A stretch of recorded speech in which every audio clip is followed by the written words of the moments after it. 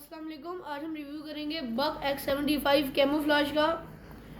ये मैंने मंगवाई है ऑनलाइन tacticalgears.pk से और ये कैमोफ्लेज में है बक X75। इसमें वुडन वर्जन भी आता था और एक और आता था, वो एक और बड़ा अजीब सा था, वो मैंने मंगवाना था लेकिन वो आउट ऑफ स्टॉक था फ़िलहाल, और वुडन वाला इसके मुताबिक प्यारा नहीं था।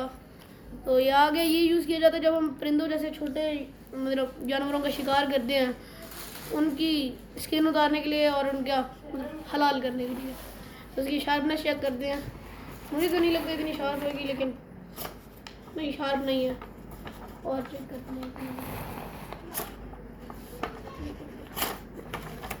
आप देख सकते हैं इतनी आउट ऑफ द बॉक्स इतनी शार्प नहीं आती, लेकिन मैं रिकमेंड नहीं करता नाइफ को शार्प करवाने के बाद में, क्योंकि उनकी ब्लेड ख़राब हो जाती है।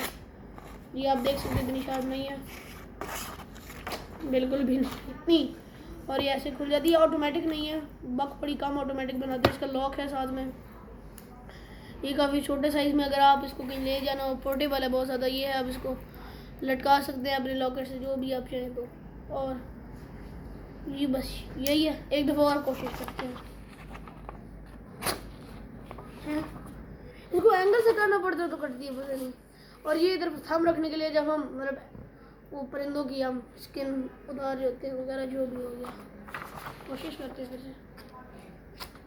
नहीं यार,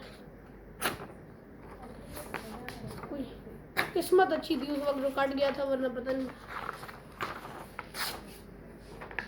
नहीं मतलब मुझे नहीं पता शार्प है या नहीं, कुछ कह नहीं सकते फिलहाल,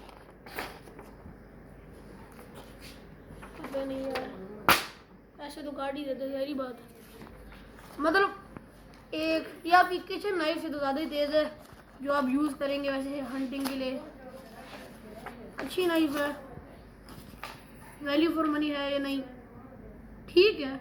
और वो जो मैंने पिछली वीडियो बनाई थी जिसमें मैं बॉर्डर को काट रहा था, वो मैं आपको बता दूं कोई ऐसी नाइफ नहीं थी, एक कसाई की छुरी थी वो।